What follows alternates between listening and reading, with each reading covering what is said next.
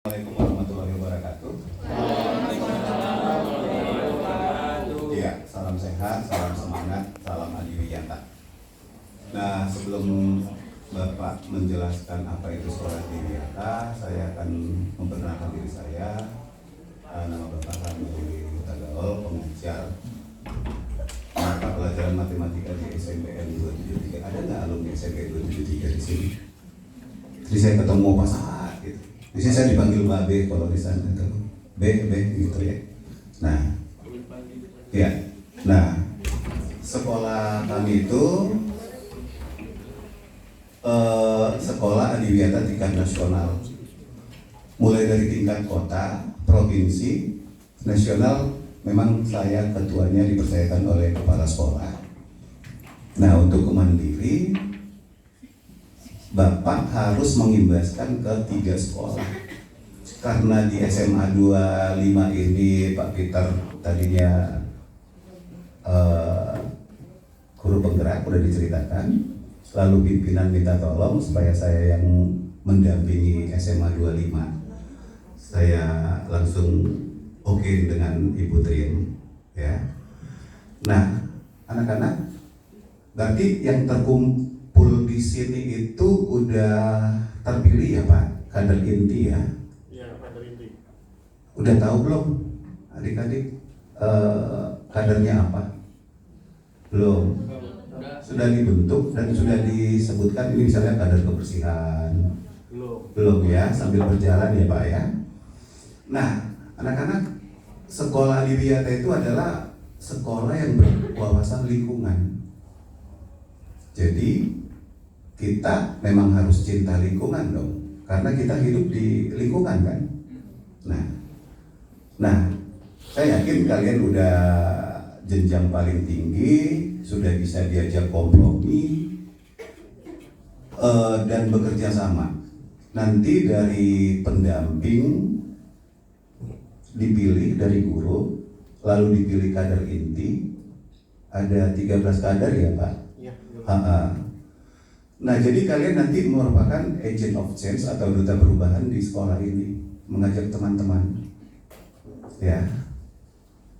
Nanti kalian harus bisa menjaring teman-teman kalian supaya bergandengan tangan, bergotong royong.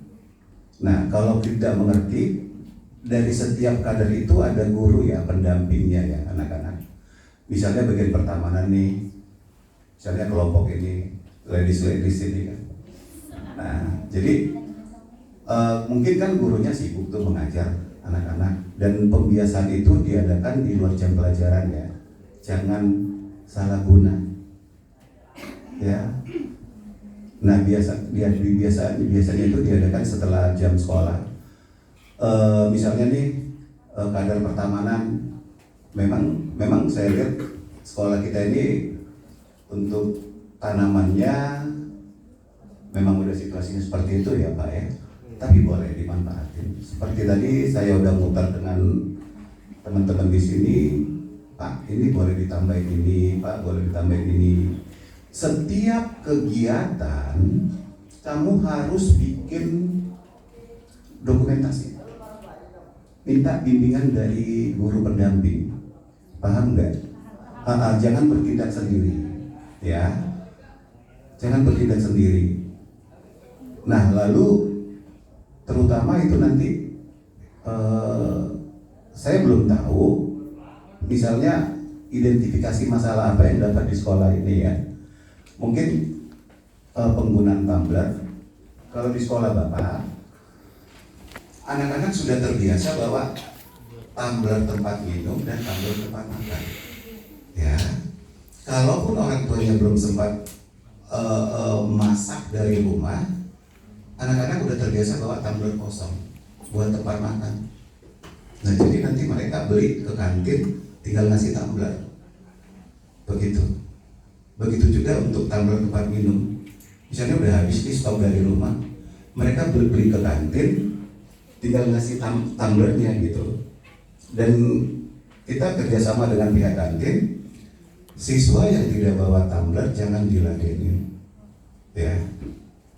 harus kerjasama dengan pihak kantin. Nah, anak-anak, mudah-mudahan kamu nanti menjadi agent of change atau duta perubahan di sekolah ini, bukan hanya di sekolah aja.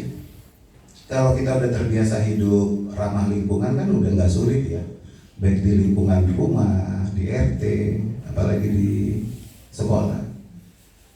Ya, anak-anak ini hanya pembiasaan. Mari bekerja sama, terutama kalau ada kurang paham.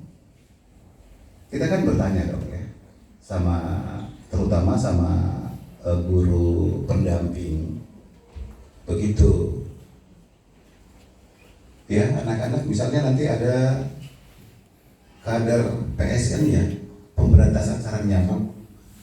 Sekali seminggu nanti kalian harus setidaknya di shopping center, diperiksa, dan semua kegiatan itu harus ada dokumentasinya dan videonya. Bapak udah ngomong sama Pak Sarono, Pak Fahri dengan Pak Peter, kemarin kita sudah mengajarkan perjanjian MOU kerjasama supaya itu dilaksanakan dengan baik. Begitu, kok jadi tegang ya Pak? Kayaknya tegang deh. Santai ketawa. Itu kira-kira nanti yang pertama siapa nih? Misalnya kita ingat belum ada ya. Udah ada nama-namanya, tinggal nanti di nanti kader pertamanan semua tanaman itu harus diberi nama tanamannya, nama Latin, lalu kalian harus kerjasama mengambil botol yang 600 ml aja Pak, biar nggak terlalu kebanting dengan pohon yang kecil ya. Dibalik, ambil bawahnya, dipotong kira-kira segini. Nama yang udah kamu print itu nama Latinnya dengan nama bahasa Indonesianya, tempel di dalam, lalu bolongin pakai apa lah itu biar ada gantungan talinya nanti ditempel. Ini misalnya gelombang asmara gitu kan, ada nggak gelombang asmara Pak? Gelombang cinta yang ada ya Pak? gelombang badai. Gelombang badai.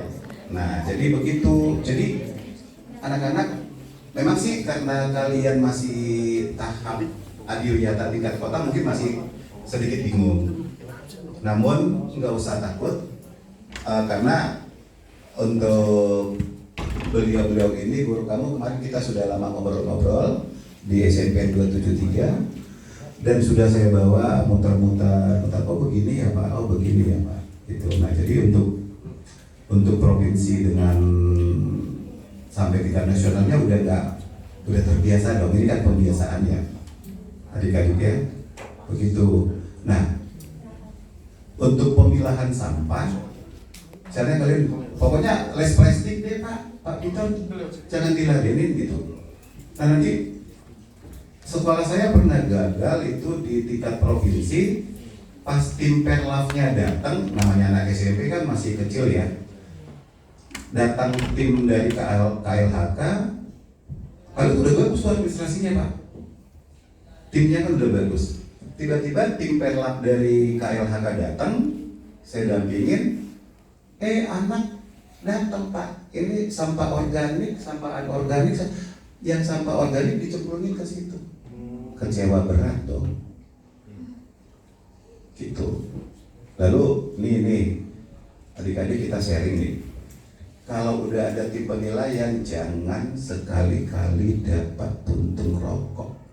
Tidak akan ada ampun. Itu juga Pak, waktu penilaian itu ada yang iseng, ada yang apa nggak tahu di pagar pintu masuk itu Pak Peter. Aduh itu ini orang apa ya gitu. Padahal kita udah operasi semut ya Pak ya. Ada yang iseng masukin puntung rokok di situ. Mereka pakai suatu alat anak-anak. Ini pas